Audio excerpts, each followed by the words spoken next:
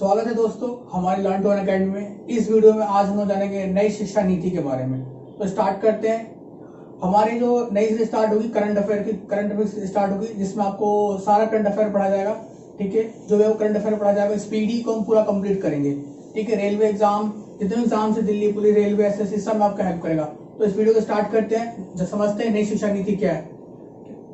29 जुलाई 2020 को मानव संसाधन विकास मंत्री रमेश पोखरियाल ने देश की जो है नई शिक्षा नीति को जारी किया। आपसे एग्जाम में क्वेश्चन पूछता है कि जो नई शिक्षा नीति है वो किस दिन आया, तो आप कहिएगा कि नई शिक्षा नीति हमारा 29 जुलाई 2020 को मानव संसाधन विकास मंत्री कौन, तो नाम याद रखिएगा, क्या नाम उनका, रमेश पोखरियाल। ठीक है, तो कब आया, 29 जुलाई 2020 को। शिक्षा मंत्री कौन, तो रमेश पोखरियाल। जो हमारी नई शिक्षा नीति आई है वो कितने सालों के बाद आई है, तो हमारी नई शिक्षा नीति आई हमारी 34 सालों के बाद आई है। हमारी जो नई शिक्षा नीति है, इस नीति को किस कमेटी ने तैयार किया है, उस कमेटी का नाम ध्यान रखना है, किसकी अध्यक्षता में इसको तैयार किया गया था, उनका नाम है के कस्तूरीरंगन। ठीक है, के कस्तूरीरंगन ने, इस समिति ने रिपोर्ट कब दी, तो मई 2019 को राष्ट्रीय शिक्षा नीति पर उन्होंने अपने मसौदा तैयार किया और रिपोर्ट दी उन्होंने। और भारत की जो पहली शिक्षा नीति है वो कौन लाया था, तो भारत की जो पहली शिक्षा नीति जो है वो 1968 में इंदिरा गांधी की सरकार में लाया गया था। और किसकी अध्यक्षता में, किसके सुझाव पर, तो आप कहिएगा कोठारी आयोग की अध्यक्षता में। ठीक है, तो भारत की जो दूसरी शिक्षा नीति है वो आपके राजीव गांधी के समय पर आया था, जो 1986 में आया था। ठीक है, और इसी के तहत आज आप जो देखते हैं 10+2 यानी 10वीं के बाद 2 साल और हमारा 3 साल का जो ग्रेजुएशन का जो मॉडल है। ठीक है, लेकिन एक बात बहुत इंपॉर्टेंट बताना चाहता हूं आपको मैं, जो आपके एग्जाम पूछ सकता है, मैक्सिमम क्वेश्चन पूछ जाते हैं कि देखिए 1986 की हम बात कर रहे हैं तो एक संविधान संशोधन किया गया था। ठीक है, जिसके द्वारा 86वां संविधान संशोधन, कौन सा संशोधन भाई, 86वां संविधान संशोधन, 86वां संविधान संशोधन 2002। ठीक है, इसके द्वारा इंडियन कॉन्स्टिट्यूशन में अनुच्छेद 21A लाया गया, जिसके द्वारा शिक्षा का अधिकार आया गया। शिक्षा का अधिकार कानून बना, शिक्षा का अधिकार। शिक्षा का अधिकार जो है यह आपका एक मौलिक अधिकार भी है। ठीक है, तो कौन सा आर्टिकल है, तो आप कहिएगा 21A। ठीक है, अब हम ध्यान समझेंगे कि जो नई शिक्षा नीति हमारी 2020 जो है उसकी क्या खासियत है, इसको हम समझते हैं। ठीक है, उसके बाद क्या हुआ कि 1992 में पीवी नरसिम्हा राव ने दूसरी शिक्षा नीति जो थी उसमें संशोधन किया।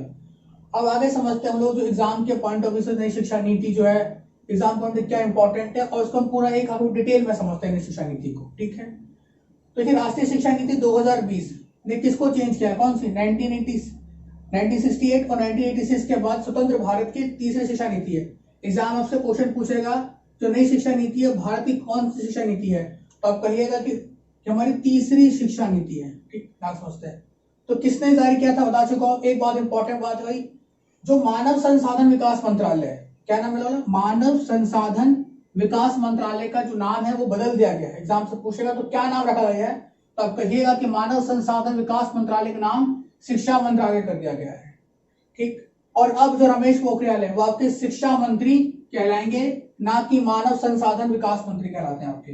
अब देखिए जो नई शिक्षा नीति है इसने क्या किया, जो 10+2 का जो कंसेप्ट है इस कंसेप्ट को चेंज कर दिया गया है।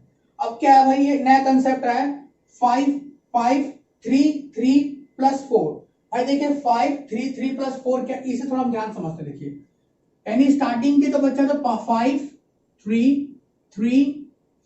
अब बात ध्यान समझते हैं, देखिए स्टार्टिंग का जो बच्चा है 3 साल से बच्चा जो आपका स्कूल जाना स्टार्ट कर देगा, तो ये स्टार्टिंग के जो 3 साल बच्चा स्कूल जाएगा, तो शुरू जो 3 साल है, तो 3 साल है, इससे बच्चे एक तरह से मान लिया आपका बच्चा एक प्ले स्कूल में जाता है, जहां पे बच्चों को केवल खेलना ही सिखाया जाए केवल। अब बोलेंगे भैया ये खेलना ही क्यों सिखाया जाए, इसके पीछे कारण ये है कि आपको जानना चाहिए कि हर वर्ष भारत में कम से कम 50 लाख बच्चे जो हैं वो स्कूल छोड़ देते हैं। ठीक है, अब आपको मालूम है कि बच्चे जो स्कूल जाने से डरते हैं, क्यों, को इंटरेस्ट नहीं है, तो इसलिए बच्चे के अंदर क्रिएटिविटी और इंटरेस्ट पैदा करने के लिए प्ले स्कूल टाइप पे चलाया जाएगा, ठीक है। तो 5 साल स्टार्टिंग में, उसमें 3 साल बच्चा खेले या कूदे, कोई दिक्कत नहीं है। उसके बाद क्या होगा, 3 साल के बाद चौथा साल और आपका जो 5वां साल है, इससे बच्चा चौथे साल में बच्चा फर्स्ट क्लास करेगा और 5वें साल में बच्चा आपका सेकेंड ईयर होगा। उसके बाद इसे बोलते हैं, इसको बोलता है फाउंडेशन बोला जाएगा आपका, ठीक है। अब आता है तीसरा, ये 3 क्या है भाई, 3 में क्या होगा, आपका बच्चा क्या करेगा, इसमें 3rd क्लास, 4th क्लास और 5th क्लास करेगा, ठीक है। अब इसके बाद फिर से भाई, यानी इसका मतलब ये कि बच्चा आपका 5वीं क्लास तक आ चुका है। एक बात इंपॉर्टेंट है, जब बच्चा 5th क्लास में आ जाएगा तो बच्चे को 5वीं क्लास से क्या सिखाया जाएगा, कंप्यूटर कोडिंग के बारे में सिखाया जाएगा। कंप्यूटर कोडिंग के बारे में सिखाया जाएगा। कंप्यूटर कोडिंग के बारे में बच्चों को 5वीं क्लास में शिक्षा दी जाएगी, एक बात। दूसरी बात यह है कि बच्चों को जो 5वीं तक की जो शिक्षा रहेगी वो उनकी मातृभाषा में दी जाएगी शिक्षा। किस भाषा में जाएगी भाई, मातृभाषा में शिक्षा दी जाएगी। और जैसे ही बच्चा आपका 6th क्लास में आ जाएगा, ठीक है, जो ये आपका जो पीरियड होगा, जो आपका नेक्स्ट 3 ईयर है, जिसमें आपका 6, 7, 8 रहेगा, इस पीरियड में क्या होगा कि जो बच्चा जो है उसको एक वोकेशनल कोर्सेज भी सिखाया जाएगा। वोकेशनल कोर्सेज सिखाया जाएगा जिससे बच्चा जो है रोजगार क्रिएट कर सके। क्योंकि भारत की जो शिक्षा जब तक अब तक चली आ रही है, उससे जो शिक्षा जो हमारी वो रोजगार क्रिएट नहीं करती है। तो सरकार ये चाहती है कि हम इस प्रकार की शिक्षा लाएं जिससे विद्यार्थी जो है स्कूल पास आउट होने के बाद एक खुद का अपना रोजगार या व्यवसाय जनरेट कर सके और खुद भी कमा सके, ठीक है। क्योंकि हमारे जो शिक्षा जो है वो एक डिग्री बेस्ड है, वो रोजगार बेस्ड शिक्षा हमारे जो देश की वो नहीं है। तो इसमें वोकेशनल कोर्स होगा भाई। वोकेशनल कोर्स में होगा कि इसमें स्किल सिखाया जाएगा। किसी को कारपेंटर काम करना है, कारपेंटर काम करे, किसी को लोहे का काम करना है तो लोहे का काम करे, ठीक है। इस प्रकार के आपके जो कोर्सेज रहेंगे जिसमें आपको जूता बनाना सिखाया जा सकता है, आपको कपड़े सिलना सिखाया जा सकता है, आपको बिल्डिंग बनाना सिखाया जा सकता है। इस तरह के छोटे मोटे जो भी होता काम होता है आपको सिखाया जाएगा, ठीक है। आपकी यहाँ पे कराएंगे वोकेशनल कोर्सेज। अब बात समझते हैं भैया, ठीक। अभी 4 साल क्या है, देखिए पहले क्या था कि सब बच्चे जो है 10th क्लास तक एक ही साथ सब्जेक्ट पढ़ते थे। 10th क्लास तक सभी बच्चे एक ही साथ चलते थे। कहने का मतलब ये कि जो बच्चा पहली क्लास से लेकर 10वीं क्लास तक एक ही पटरी पे बच्चे गाड़ी चलती थी, ठीक। उसके बाद क्या होता था कि बच्चे जो है उसके बाद 10th के बाद 3 पटरी आती है हमारी, साइंस, कॉमर्स एंड आर्ट्स। यानी इसके बाद क्या होता है, आपकी स्ट्रीम की बात आती है। जो मैंने कहा जो पटरी आपको दिख रही है 1, 2, 3, ये क्या है, साइंस है, कॉमर्स, आर्ट्स है। अब इस पटरी सिस्टम को खत्म कर दिया जाएगा, ठीक। यानी अब हमारे पास कोई स्ट्रीम सब्जेक्ट नहीं रहेगा कि कौन सा बच्चा कॉमर्स का है या कोई बच्चा आर्ट्स का है या कोई बच्चा साइंस का है। यानी तो बच्चा जो, यानी हम 11th में जो स्ट्रीम लेते थे अब स्ट्रीम लेंथ नहीं लेंगे स्ट्रीम को। यानी अब बच्चा जो अपने अनुसार अपने मदद के सब्जेक्ट को चुन सकता है। अगर बच्चे को इंटरेस्ट है अकाउंट पढ़ना तो अकाउंट पढ़ना से पढ़ सकता है, अकाउंट के साथ इंटरेस्ट है को ज्योग्राफी पढ़ना तो ज्योग्राफी पढ़ सकता है। लेकिन पहले क्या था कि जो बच्चा जो था अगर ज्योग्राफी लेता है, जैसे आर्ट्स लिया मान लो मैंने, तो मैं केवल हिस्ट्री पॉलिटिकल पढ़ता हूँ, लेकिन मेरा इंटरेस्ट है मैं फिजिक्स पढ़ूं, लेकिन मैं फिजिक्स नहीं पढ़ सकता हूँ। लेकिन इस नई शिक्षा नीति के तहत मैं हिस्ट्री ले लिया, पॉलिटिकल साइंस, इकोनॉमिक्स ले लिया, एक चाहता हूँ कि मैं फिजिक्स पढ़ना चाहूँ तो मैं फिजिक्स भी सब्जेक्ट को मैं ले सकता हूँ और मुझसे पढ़ सकता हूँ। यानी कि इसमें बच्चे के अनुसार या बच्चे के इंटरेस्ट के अनुसार अपने सब्जेक्ट को चॉइस कर सकता है, ठीक है। लेकिन एक बात और इसमें चेंजेस किया गया है कि आपको मालूम है कि बोर्ड एग्जाम होते हैं हमेशा जो मार्च में स्टार्ट होता है आपके बोर्ड एग्जाम। अभी जो मार्च में एग्जाम होता है, बोर्ड एग्जाम जो साल में एक बार होता है, इस सिस्टम को खत्म कर दिया गया है क्योंकि सब बच्चे जो है जनवरी से पढ़ना स्टार्ट करते हैं, यानी प्रेशर जब स्टार्ट करते हैं। इसलिए क्या होगा कि इस नई शिक्षा नीति के तहत जैसे कॉलेज आपके एग्जाम होते हैं, कॉलेज में क्या होता है, सेमेस्टर वाइज एग्जाम होते हैं आपके। कैसे एग्जाम होते हैं, सेमेस्टर वाइज एग्जाम होते हैं, ठीक है भाई। तो आपके भी जो एग्जाम्स होंगे स्कूल से ही आपके एग्जाम सेमेस्टर वाइज होंगे। यानी जैसे पहले क्या था कि एक साल में एक बार पेपर देते थे बोर्ड में, लेकिन अब क्या होगा कि एक साल में 2 बार पेपर देंगे, यानी कि 4 साल में हम लोग 8 बार एग्जाम देंगे, ठीक है। देखिए जैसा बताया आपको मैंने, क्या है देखिए प्राइमरी स्कूल की बात मैंने आपको बताया था, मैंने 3 साल का आपका प्राइमरी स्कूल है, बताया आपको मैंने पहली क्लास दूसरी कक्षा तक। उसके बाद क्या होगा, 3 साल के बाद क्या होगा, 3 से 5 साल का जब आपका स्टेज आता है, ठीक है। ये आपका कौन सा स्टेज कहलाएगा, मिडिल स्टेज होगा आपका ये। फिर कक्षा 6 से लेके 8 तक आपका स्टेज होगा। फिर 4 साल का एक स्टेज होगा आपका, 9 से कक्षा 12वीं तक का आपका स्टेज होगा, ठीक है। अब 9वीं कक्षा से विषय चुनने का बताया आपको मैंने कुछ देर पहले। शिक्षण के माध्यम में 5वीं कक्षा तक से ही मातृभाषा या फिर अपने स्थानीय भाषा फिर क्षेत्रीय भाषा में आप लोग समझ दे सकता है। 6th क्लास से आपको वोकेशनल कोर्सेज भी शुरू किया जाएगा, ठीक है। क्या नई शिक्षा नीति में इसको बेसिक तौर पर क्या है कि जो स्नातक की डिग्री है, यानी जो हम लोग ग्रेजुएशन करते हैं, जो ग्रेजुएशन डिग्री उसमें क्या होगा, बात ध्यान समझते हैं। ग्रेजुएशन जैसे कि मैंने 12th क्लास पास कर लिया, तो पहले क्या था कि हम लोग कहते थे कि बीए किया मैंने, ठीक है, मैंने बीकॉम किया या क्या मैंने किया, बीएससी किया। अब ये बीए, बीकॉम और बीएससी अब ये नहीं कहलाएगा, अब ये क्या कहलाएगा, सिंपल एक ग्रेजुएट बंदा कहलाएगा। ठीक है भाई, सिंपल ग्रेजुएट। इसमें ये कहा गया कि मान लो first year, second year, third year होता था हमारे यहाँ। ठीक है, पहले क्या था कि मान लो मैंने फर्स्ट ईयर एडमिशन लिया, तो मैं पहले साल पढ़ाई करता हूँ, दूसरे साल में पढ़ाई नहीं कर पाता किसी कारणवश, तो मैं उस कॉलेज छोड़ देता हूँ। लेकिन अब ऐसा नहीं है, अगर मैंने कॉलेज के फर्स्ट ईयर स्टडी किया है तो मेरे को क्या देगा, सर्टिफिकेट दिया जाएगा। क्या दिया जाएगा, सर्टिफिकेट दिया जाएगा। सेकंड ईयर तक पढ़ाई किया तो मैंने डिप्लोमा दिया जाएगा, और थर्ड ईयर तक तब मैं कहलाऊंगा ग्रेजुएट।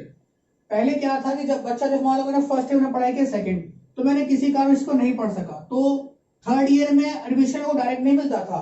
क्या करना था कि मेरे को फिर से पहले साल से फर्स्ट ईयर करो, फिर सेकंड ईयर करो, थर्ड ईयर। लेकिन अब ऐसा नहीं, अगर मैंने सेकंड ईयर तक क्या है 4 साल बाद मैं ग्रेजुएशन कंप्लीट करना तो मैं कर सकता हूँ। मुझे फर्स्ट सेकंड दोबारा ईयर रिपीट करनी है, डायरेक्ट मैं थर्ड ईयर एडमिशन हुआ, मैं ग्रेजुएट हुआ। इसके बाद की चौथा भी कंसेप्ट लाएगा, इसका रहता है ग्रेजुएट प्लस रिसर्च। ठीक है, अगर आप ग्रेजुएट कराते रिसर्च कराते हैं, इसमें कर सकते हो 4 साल का आपका होगा। लेकिन अगर आप ग्रेजुएट रिसर्च करते हैं तो जो पहले जो एमए होता था या फिर एमकॉम एमएससी होता था वो 2 साल का, अब इसके थ्रू क्या होगा, आप इसमें कर लेते हैं रिसर्च में, तो आपका एमए और एमकॉम एमएससी केवल 1 साल का रहेगा। लेकिन अगर आप 3 साल तक स्टडी करते हैं और ये रिसर्च वाला नहीं करते, रिसर्च जो ग्रेजुएट वाला, उसके बाद भी आपका जो पोस्ट ग्रेजुएशन रहेगा वो आपका 2 साल का ही रहेगा। आगे समझते हैं आपसे एग्जाम में और कौन कौन से क्वेश्चन पूछा सकते हैं। अभी जिसमें बताया मैंने, जो पाठ्यक्रम है, जो ग्रेजुएशन का सिलेबस होता है वो 3 या 4 साल का था। तो बता चुका हूँ कि अगर फर्स्ट ईयर करते हैं तो फिर से प्रमाण पत्र होगा, सेकंड ईयर का डिप्लोमा कहलाएगा आपका, थर्ड ईयर का आपका एक ग्रेजुएट डिग्री कोर्स कहलाएगा, चौथे वर्ष को करना चाहते हैं तो आप रिसर्च में कहलाएंगे, स्नातक या शोध में करना चाहते हैं। अगर हमको एमफिल करना है तो एमफिल कर सकते हैं डायरेक्ट, इसके लिए एमफिल को जो है समाप्त कर दिया गया है। ठीक है भाई, अब 4 साल के स्नातक डिग्री के बाद हम लोग क्या कर सकते हैं, एमफिल नहीं करेंगे, पीएचडी कर सकते हैं। तो पीएचडी करने से पहले एमफिल करना पड़ता था। ठीक है, इस नई शिक्षा नीति की जो सबसे बड़ी विशेषता यह है, बताया मैंने आपको, हर साल काफी लाखों बच्चे छोड़ देते हैं, लेकिन कह रहे हैं कि स्कूल से दूर रहे। कितने बच्चे दूर है स्कूल से? 2 करोड़ बच्चे दूर हैं इस समय स्कूल से। कितने भाई? 2 करोड़ बच्चों को स्कूल से जोड़ने का लक्ष्य है नई शिक्षा नीति के द्वारा। ठीक है, अब देखिए बात समझते हैं, जो नई शिक्षा नीति है, अगर हमें एजुकेशन को ठीक करना भाई तो पैसा खर्च होगा। तो सरकार ने यह डिसाइड किया है कि जो हमारे अभी हम कितना खर्च कर जीडीपी पे, इस समय जीडीपी खर्च करते हैं 4.40। तो सरकार का इस समय लक्ष्य है कि नई शिक्षा नीति पे भारत जो है जीडीपी का कितना परसेंट खर्च करना है, तो याद रखना 6% कहिएगा। ठीक है, आगे समझते गए। नई शिक्षा नीति जो है वो 2030 तक तो स्कूली शिक्षा में 100% ग्रॉस रेशो के साथ माध्यमिक स्तर पर एजुकेशन फॉर ऑल किया जाएगा। ठीक है, उच्च शिक्षा कक्षा में ग्रॉस इनरोलमेंट रेशियो को भी बढ़ाया जाएगा। ठीक है, यानी जो बच्चे जो स्कूल छोड़ रहे हैं उनको क्या है, बढ़ा देना है। पहले 100% करना है, फिर 50% तक ला देना। ठीक है, उच्च शिक्षा नीति में कितनी नई सीटें जोड़ने का लक्ष्य गया है, तो 3.5 करोड़ नई सीटें जोड़ी जाएगी।